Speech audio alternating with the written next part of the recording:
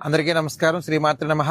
మరి రేపు ఆదివారం రోజున పడమర వీధి జాతర వద్ద 150 సంవత్సరాల గల చరిత్రటువంటి ఈ యొక్క పడమర వీధి వద్దకు మరి ఒక అద్భుతం అంటే అద్భుతం చెప్పాలి. ఎందుకంటే సరస్వతీదేవి ఆవాహనం అనగానే చాలా మంది చిన్నపిల్లల కాడ నుంచి పెద్దవారందరూ కూడాను ఎప్పుడెప్పుడు ఒక ఉన్నత స్థానానికి వెళ్ళాలి, ఉద్యోగాన్ని అభ్యసించాలి, చదువుల్లో ఉన్నత ర్యాంకులు సాధించాలి అనే ఒక తాపత్రయంతో కఠోరంగా